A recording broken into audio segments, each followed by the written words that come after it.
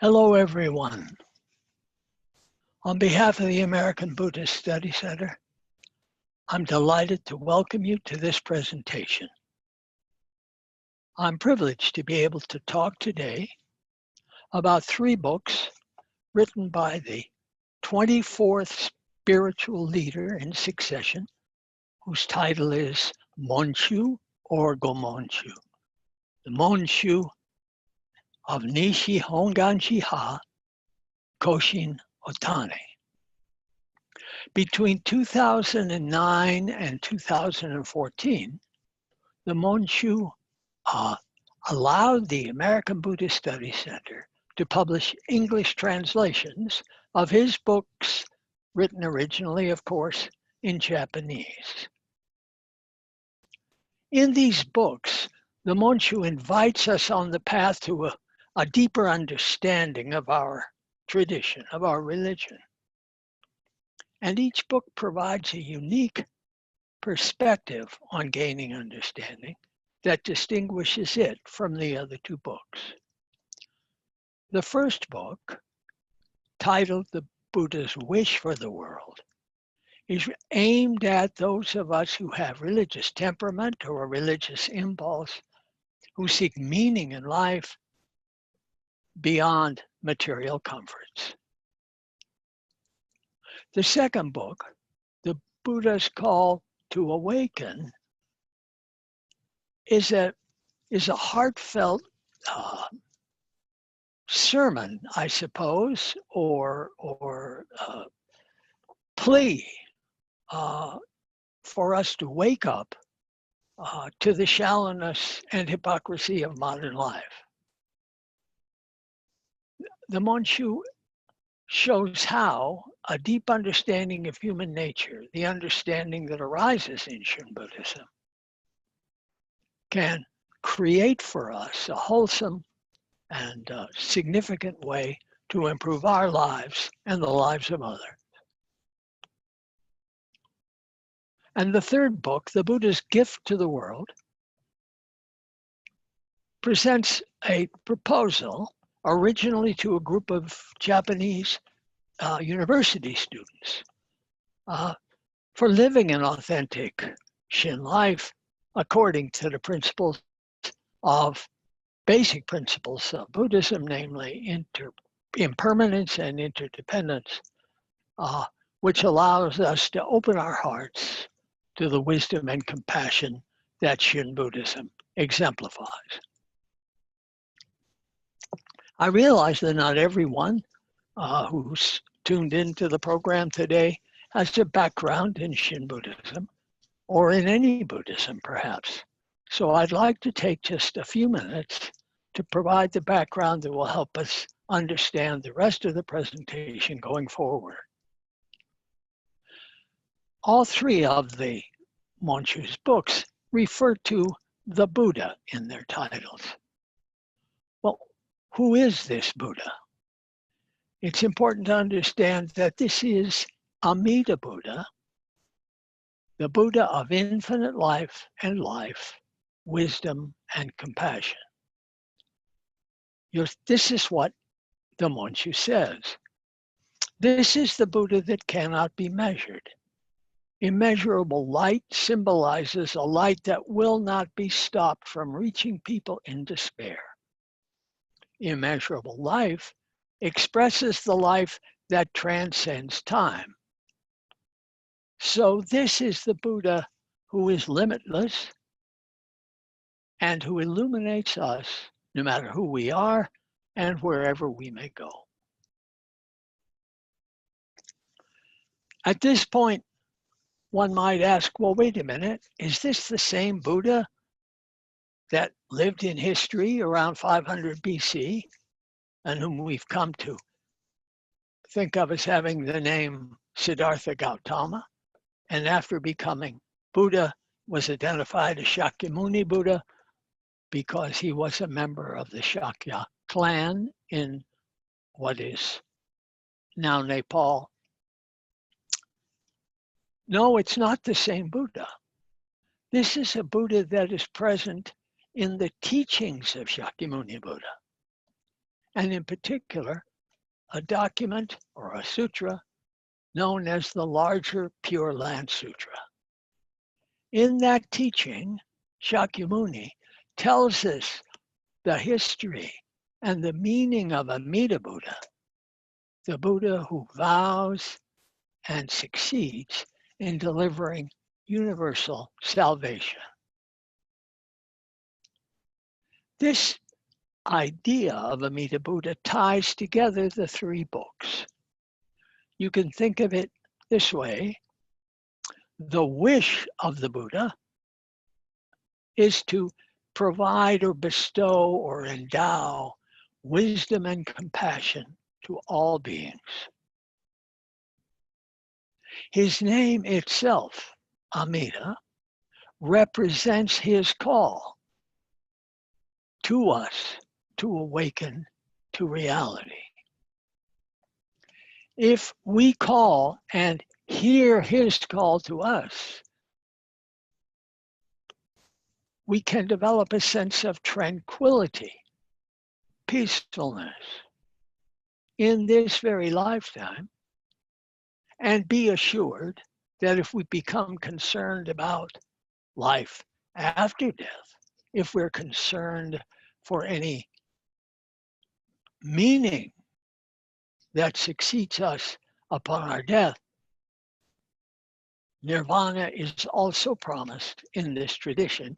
It is the gift that Amida bestows on all who hear him.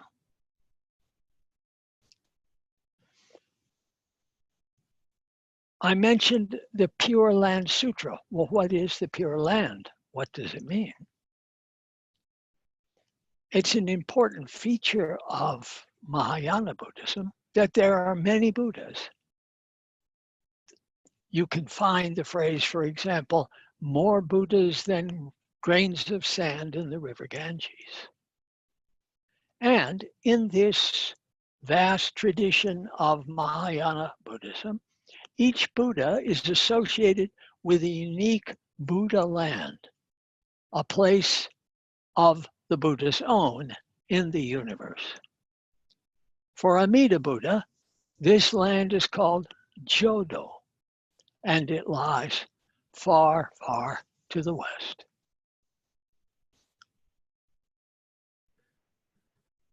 The Pure Land is a place of reception and of going forth as well.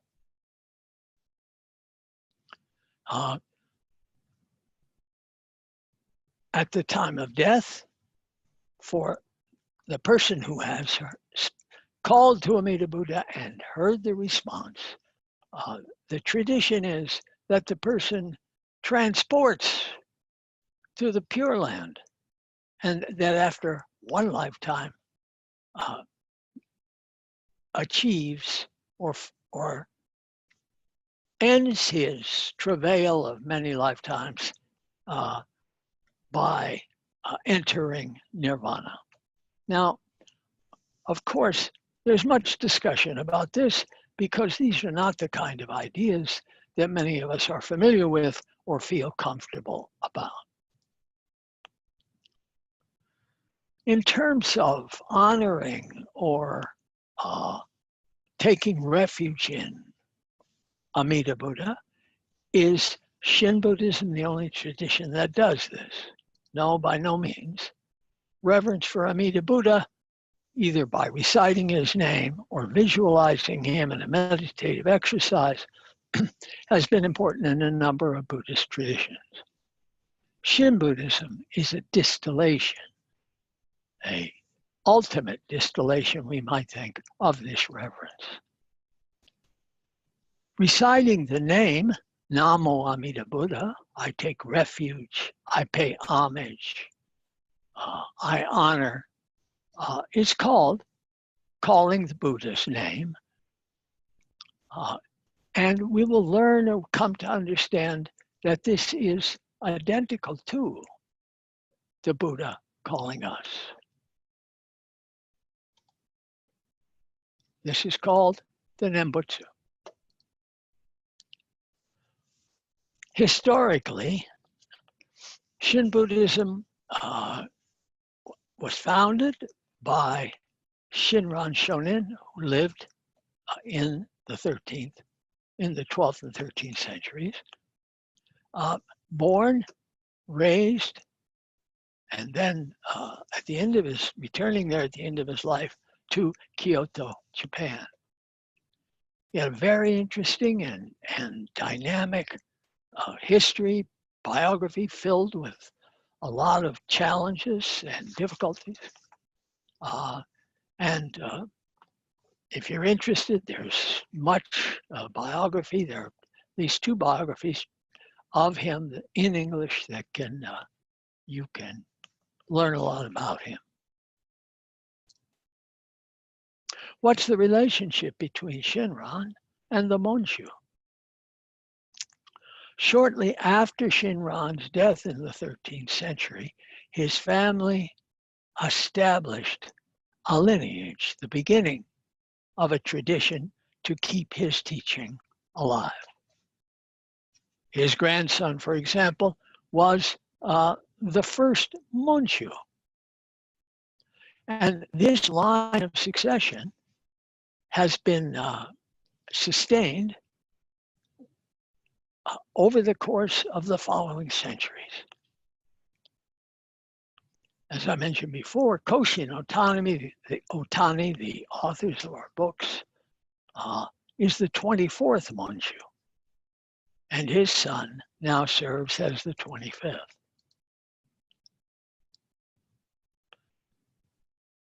How can we come closer to what it means to honor, pay homage, or to call Amida Buddha? It helps to understand. Monshu Ohtani tells us that Amida Buddha is, notice this quotation, the personified symbol of enlightenment. It's worthwhile to pause to look at the terms of this identification a little more closely. Why does Monshu call Amida a symbol? Symbols represent. So we have in Amida the representation of something important in the world, something important for us. What is that? It's something other than the sight or sound of the symbol itself. And what Amida stands for is the ultimate, absolute perfection of wisdom and compassion in the world. Why is Amida personified? If this is a symbol, why choose a human figure for the symbol, as you see in the photograph here?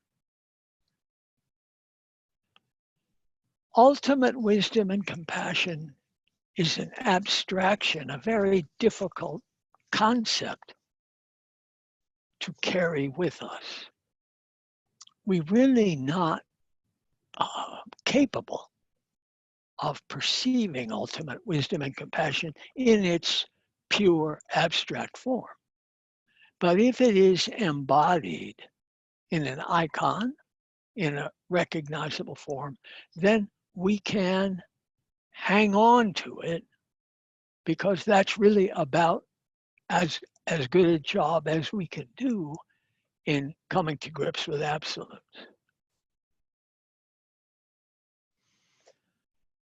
Historically, the reality of ultimate wisdom and compassion was divided into 2 symbols. The symbol of infinite light, standing for wisdom, and infinite or limitless life, representing compassion. Light and life, wisdom and compassion, now consolidated in the Japanese tradition into a single representation or figure, Amida.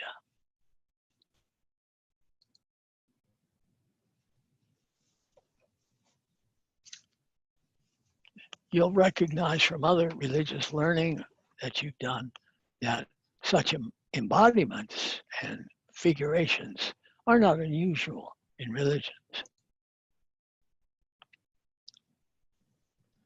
So now this allows us to think a minute about enlightenment and ask the question, can we understand enlightenment then to be the same as ultimate wisdom and compassion? The answer to that is yes, with one proviso. When we describe enlightenment as ultimate wisdom and compassion, we're describing the Buddha's enlightenment. That is to say, that might be a condition to which we would aspire, but certainly not a condition that we have attained and perhaps will not attain during our lifetime.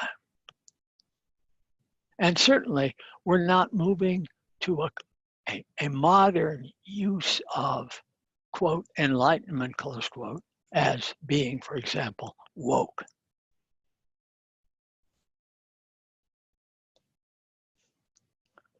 Then what is the relationship between enlightenment represented by Amida and our own current state of unenlightenment or aspiring enlightenment? This is, in fact, what the Monshu's 3 books are about.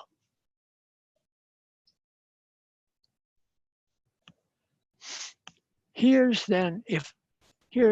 his statement about what it is that Amida Buddha wants or wishes for the world.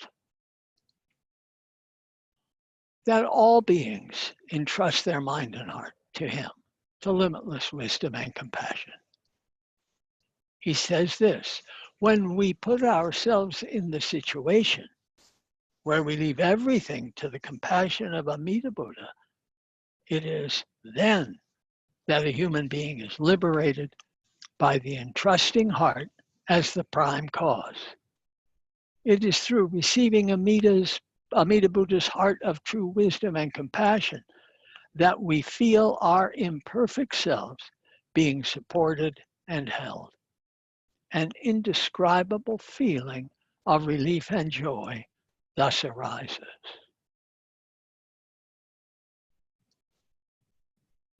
So we understand the wish of Amida is to call us to a sharing of his understanding, of his enlightenment.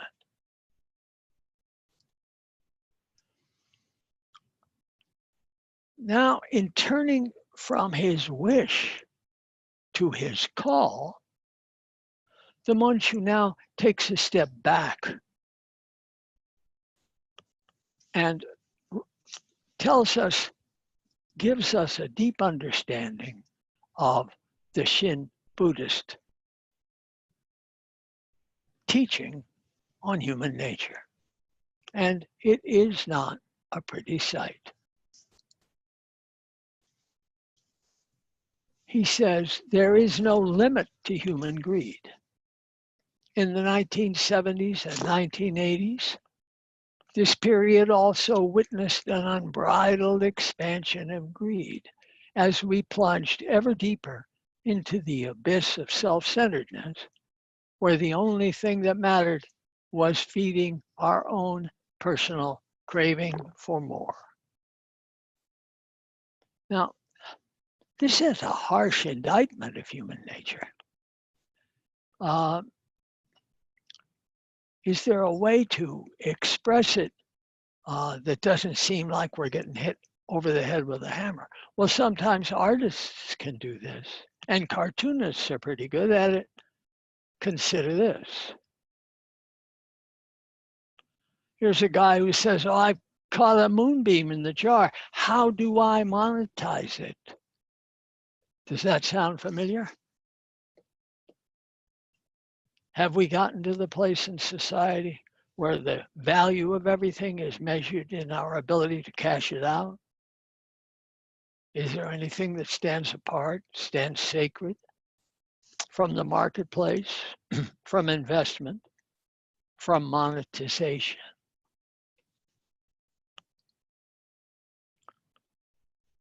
This condition of greed and its associated emotions of anger, rage, and our existential ignorance or stupidity really go all the way back to the beginning of Buddhism, where they were labeled the three poisons. These three poisons, which you can remember quickly as gas, greed, anger, and stupidity,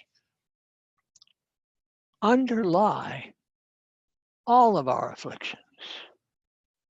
And from a historical point of view, these include the so-called tanha, or thirst, and grasping, or clinging, or attaching, which are the causes of our existential suffering, in the second noble truth of original Buddhist teaching. But the third truth, as some of you will already know, announces that there is a cure for this suffering, that there is the possibility of release and relief.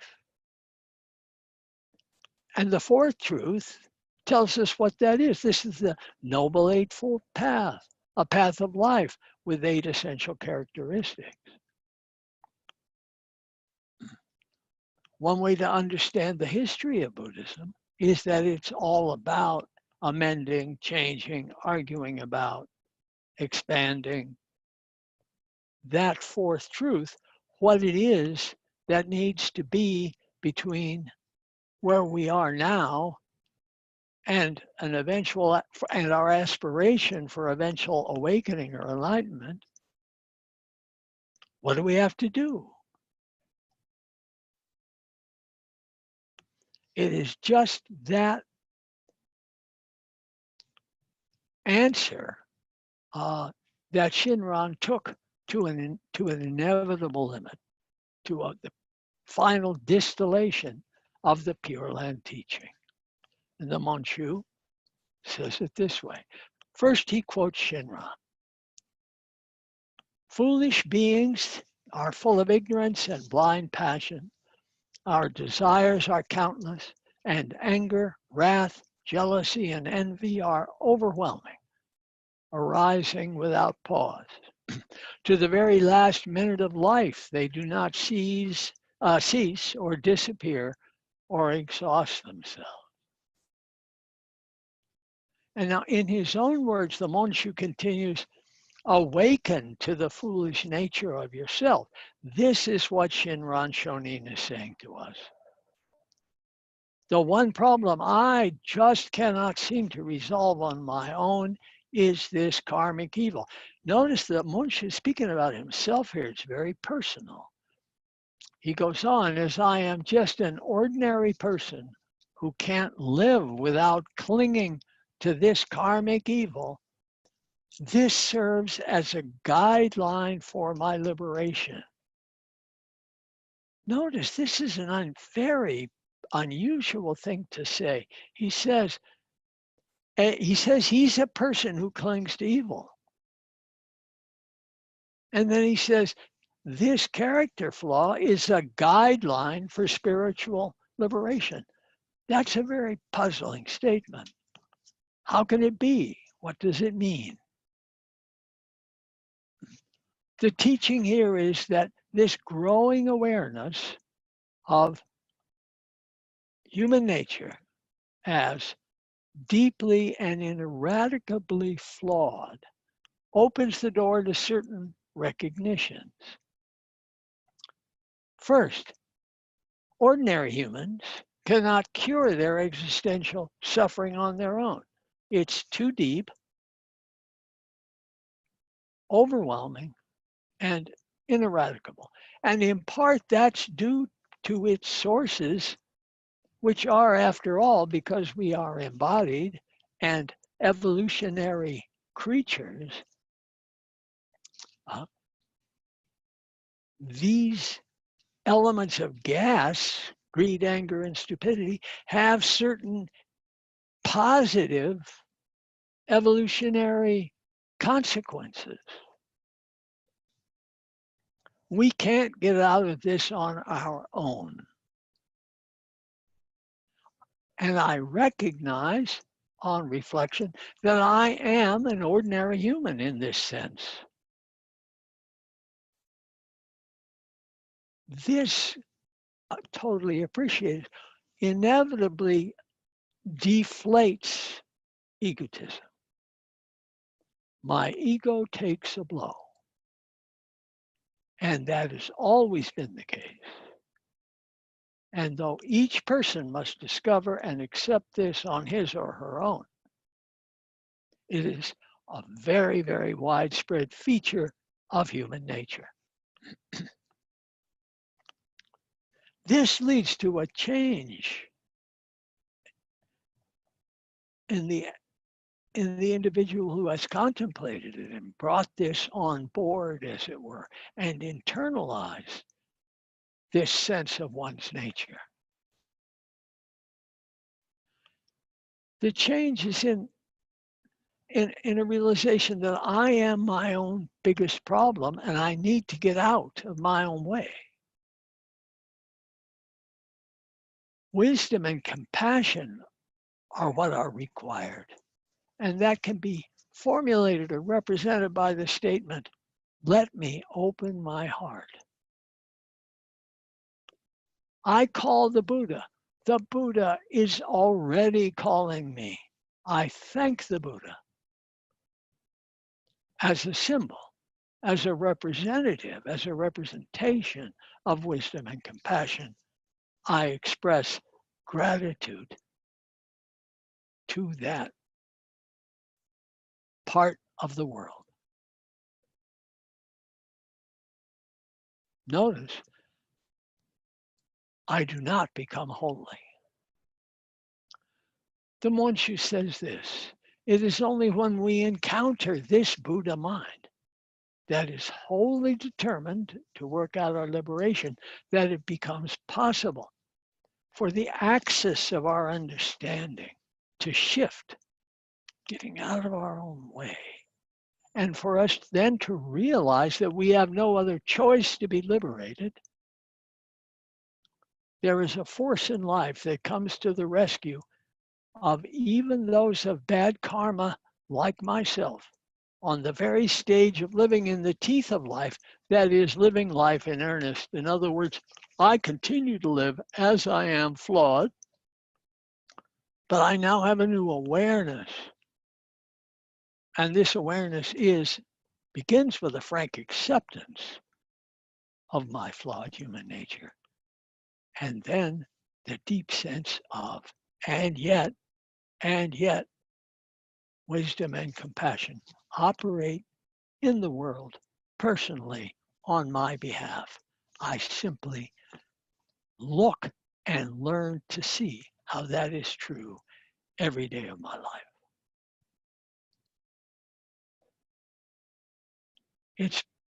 This is my favorite language in all of Shin Buddhism. Written by my first teacher, Reverend Kenryu Tsuji. When I call Amita's name, it's Amita calling me. His voice and my voice are one. I gasho to Amita. What is gasho? It is this. This is the gesture all through Asia of respect, of defenselessness, of acceptance, of taking refuge.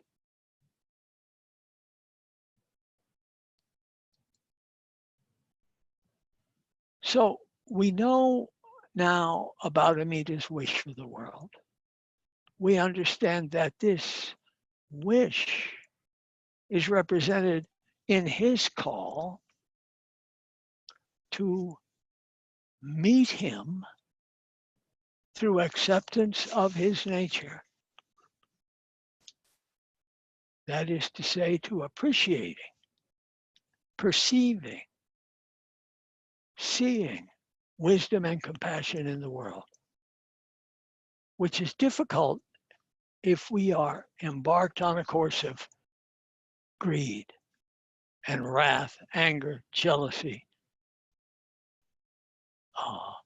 Our inability, our eyes are covered over under those circumstances, and we do not hear or see the reality of wisdom and compassion in the world. But as we come to understand the reality that's out there, our hearts open, we soften, borders seem less uncrossable than they did before. We find a certain freedom.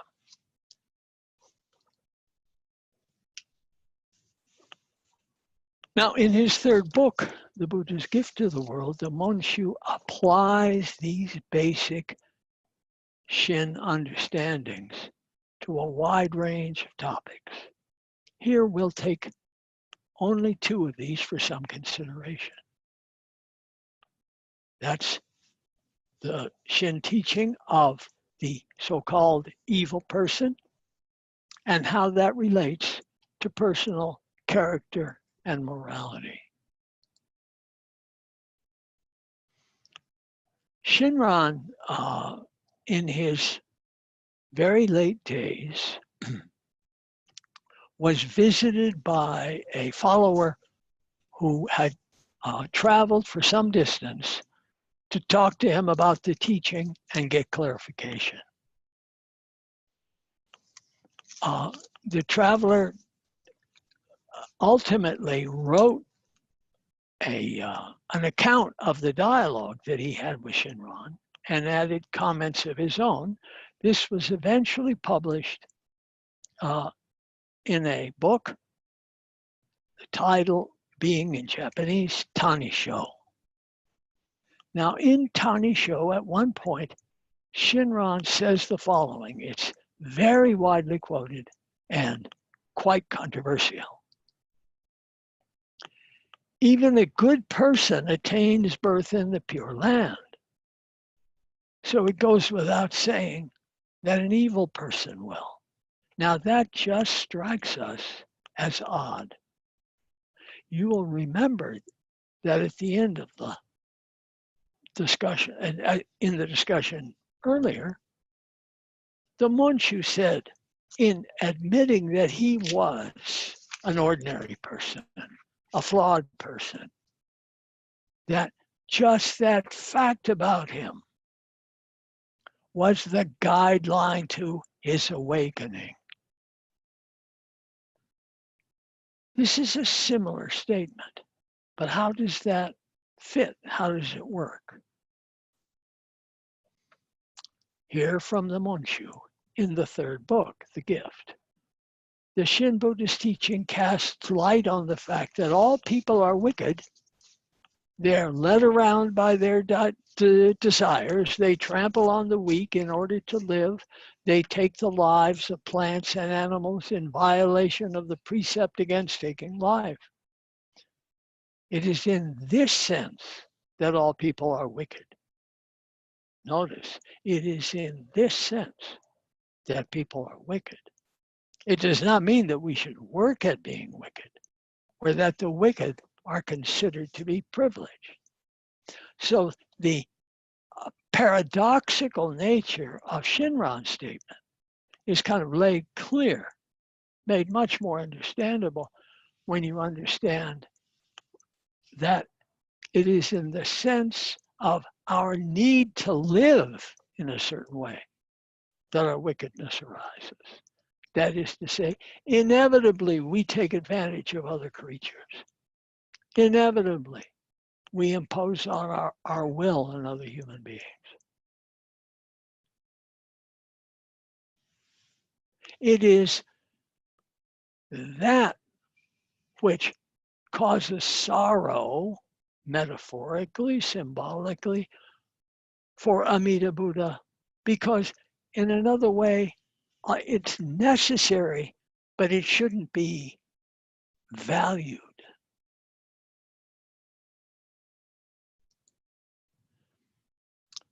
But the useful example here to understand Shinran's statement is the example of a lifeguard. Whom does the lifeguard save? The lifeguard doesn't save someone who's just paddling about in ankle deep or knee deep water. The lifeguard goes first to the drowning person. So in that sense, Amida Buddha opens his heart. The compassion of the world is there for every being. It, without exception, it's a universal love, a universal compassion. And to appreciate that compassion, one then must respond in kind by opening one's own heart. And this leads to the unique Shin understanding of morality. In many religions, morality precedes salvation, precedes enlightenment, precedes awakening. Be a good person and then reap the rewards of your virtue in heaven or on earth. But however it is, you have become a good person first. It's as if it were a cost of admission, price of admission, cost of entry to salvation or other reward.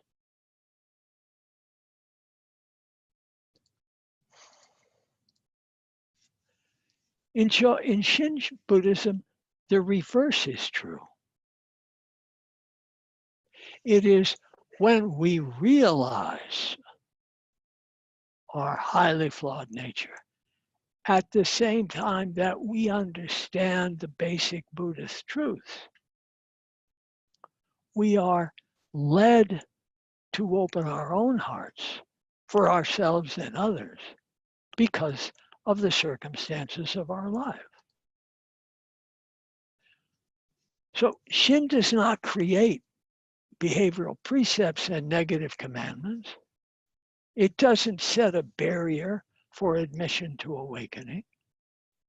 The Monshu says it this way: it is only natural for man to have human passions. If you try to snuff them out by force, they will only come snaking out in some other form. We have to seek and walk the middle path, which is neither to give in to our all too human desires, nor to seek to purge ourselves of them.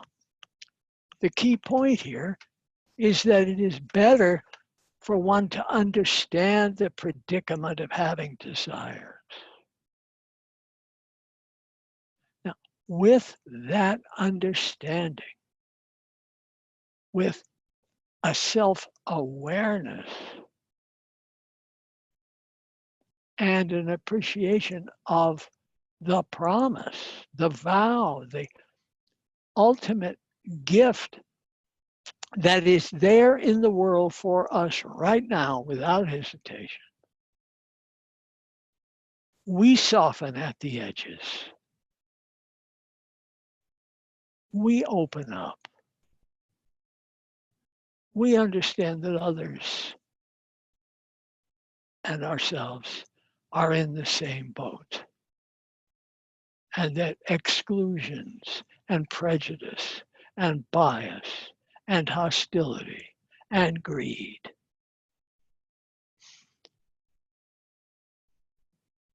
do not get us closer to the truth. The truth comes from an open heart. It's our impermanence, which certainly becomes more and more salient and important as we get older, leads to an appreciation of our dependence on other people, dependence on environmental features, beginning with air and water and enough food to eat.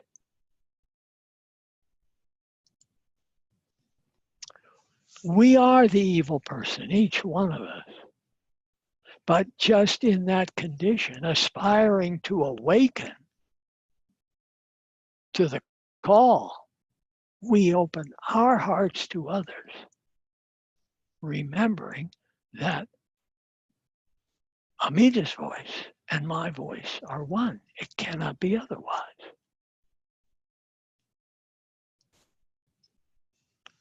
Notice we don't become holy people in this.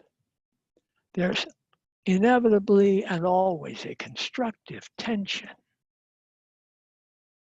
between myself as the ordinary person, the evil person, the greedy and angry and selfish, ignorant person,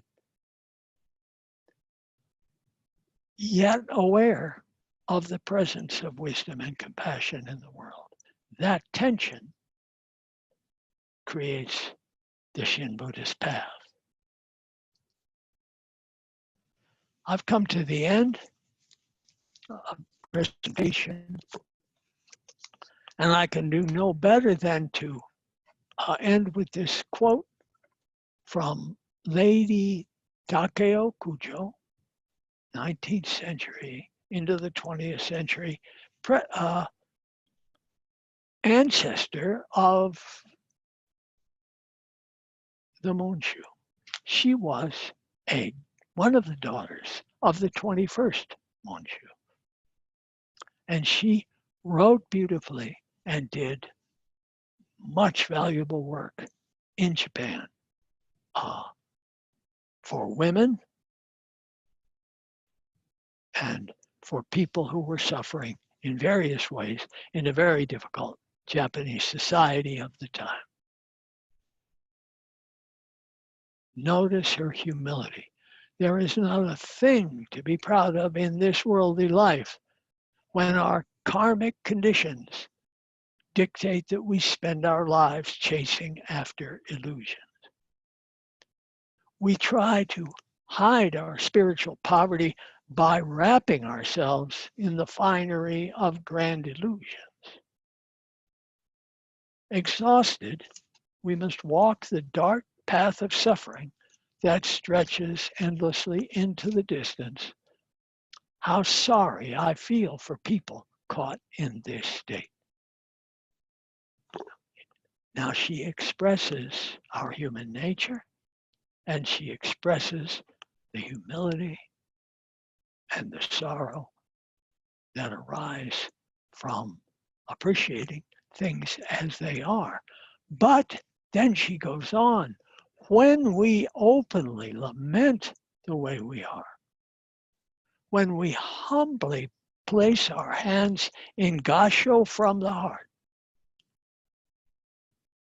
then we can clearly see the bright torch, illumination, limitless light, raised high for lost and deluded seekers to gaze upon.